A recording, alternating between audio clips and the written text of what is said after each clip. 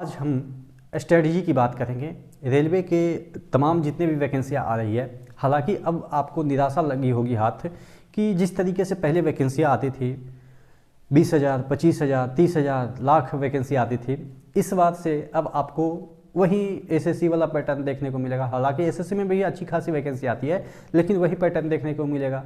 5,000, 8,000, 6,000 इस तरह के वैकेंसी रेलवे में एसएससी में आते रहते हैं, और इसी तरह के वैकेंसी अब आपके रेलवे में देखने को मिलेगा। देखिए, अब आपको ये पहले क्या होता था ना कि पहले रेलवे में रट के बच्चे निकल जाते थे, लेकिन अब चूँकि नंबर ऑफ़ वैकेंसी कम हो गए हैं, तो आपके चांसेस हैं कि इसमें अब टैलेंटेड बच्चे या मेहनती बच्चे का ही होगा। एवरेज बच्चे का थोड़ा सा मुश्किल होने वाला है। एवरेज बच्चे के लिए वही हो गया, पुलिस हो गया, जीडी हो गया या टीचर्स हो गया।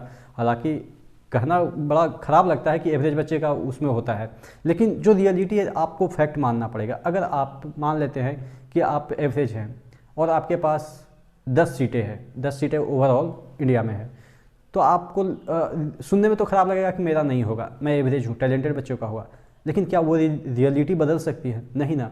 तो रियलिटी को एक्सेप्ट करके आगे बढ़ना ही सब, और प्रॉपर मैनेजमेंट के साथ। ऐसा नहीं है कि हम वही है ना। मैं खुद आईआईटी के लिए प्रिपरेशन किया, यानी कि इंडियन इंस्टीट्यूट ऑफ टेक्नोलॉजी के लिए प्रिपरेशन किया। मेरी एबिलिटी नहीं थी। हम अगर उस समय एक्सेप्ट कर लिए होते कि हमारी एबिलिटी नहीं है, हमें अपने अकॉर्डिंग कोई अपना रास्ता चूज करना चाहिए था, तो हम कहीं वहाँ पे सक्सेस होते, लेकिन आईआईटी नहीं हुआ।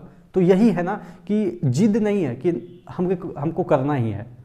हाँ, वो कुछ बच्चों के साथ होता है, माइनर आप कह सकते हैं कि 0.01% लोग ऐसे होते हैं कि जिद के अकॉर्डिंग अपना लक्ष्य हासिल कर देते हैं, लेकिन जो एबिलिटी है उसको अगर नहीं पहचान के हम सिर्फ जिद पे अड़ जाएं कि नहीं हम तो कर ही लेंगे, तो ऐसा नहीं होता है। तो अपने अकॉर्डिंग पाथ चुनना पड़ेगा।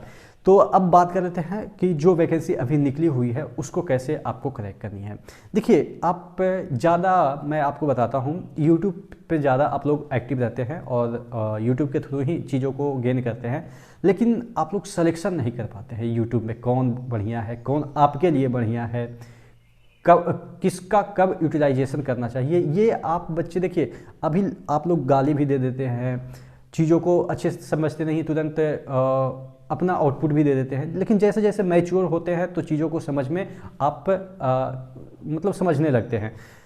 तो कहने का मतलब ये है कि जो YouTube पे आप दिन रात आप पढ़ाई करते हैं वो थोड़ा सा रिड्यूस कीजिए और सेलेक्टिव पढ़िए, और ऐसे टीचर से पढ़िए जिसका कि मतलब कि फालतू का टाइम व्यतीत नहीं करता। YouTube पे क्या होता है, मनोरंजन ज़्यादा होता है, मुझे जहाँ तक लगता है, मैं भी YouTube से ही पढ़ा हूँ, और लेकिन उसमें सेलेक्टिव मैंने पढ़ा था, तब जाके चीज़ों को रिड्यूस कर पाया।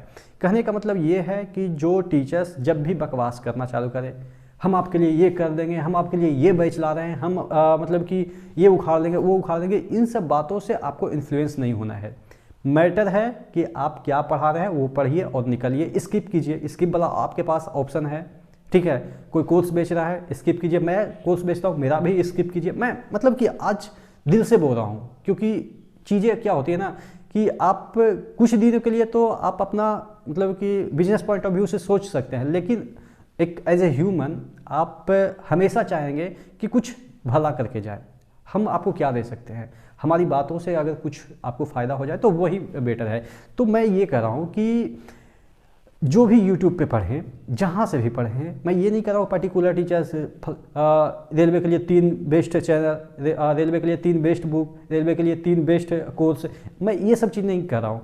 आपको देखिए फ्री ऑफ कंटेंट बहुत मिल जाएंगे, आपको कोई कोर्स भी परचेज करने की आवश्यकता नहीं है, जहाँ से भी समझ में आए। एक बच्चे से भी अगर आपको मैथ समझ में आ रहा है ना, उससे पढ़िए। ये नहीं नाम के पीछे कभी मत भागिए कि नाम उसका है, उसने इतना सिलेक्शन दिला दिया है। भाई ये सब चीज़ें ना ये ग्लैमर के लिए होती है, इतना फॉलोअर है, इतना मतलब कि उनका क्रेज है, इतनी अच्छी अच्छी बातें बोलते हैं, भाई उससे कुछ नहीं होने वाला है। अगर 3 साल आपका सिलेक्शन ना हो ना, उसके बाद जो जिसको आप भगवान मान रहे हैं उसको आप पूछे तक भी नहीं। हमने भी पढ़ा है, बहुत सारे टीचर से पढ़ा है, मुझे याद भी नहीं है अब किस टीचर से पढ़ा है, उनका चैनल चल रहा होगा, अब हम उनका चैनल देखते भी नहीं हैं। तो यही होता है ना कि 3 साल बाद आप उसको जानते भी नहीं होंगे।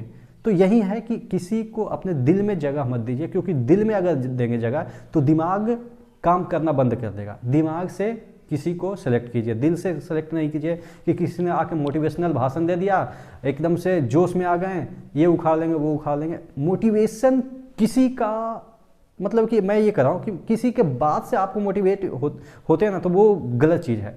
आप अपने एक्शन से मोटिवेट हुइए। जैसे आपने आज सोचा था कि हम ये फार्मूला पढ़ लेंगे या इतना चैप्टर बना लेंगे, आपने नहीं बनाया तो वो वहाँ पे डिमोटिवेट हुइए। आपने उससे 2 पेज आगे पढ़ लिया तो वहाँ से मोटिवेट हुइए। तो ये अपने एक्शन से मोटिवेट होना है, किसी के बातों से नहीं, क्योंकि किसी के बातों से मोटिवेट होके आप 2 घंटे के लिए मतलब कि चीज़ों को अपने एफिशिएंसी से ज़्यादा गेन कर सकते हैं, लेकिन वो परमानेंट आपका सॉल्यूशन नहीं है। यानी कि खुद से मोटिवेट होइए और अपने प्रॉपर स्ट्रेटजी के साथ पढ़िएगा, तो आपका रेलवे में क्या कोई भी एग्ज़ाम हो सभी में आपका सिलेक्शन होगा। आशा करते हैं चीज़ें समझ में आई होगी। इसी तरह के बीच में अगर कभी ज़रूरत हो कि रेलवे से संबंधित बातें करने के लिए कि कैसे आपका क्या करना है, सिलेक्शन लेना है, तो हम तमाम चीज़ों को समय समय पे आपको बताते रहेंगे। तो नेक्स्ट वीडियो मिलते हैं, तब तक के लिए जय हिंद।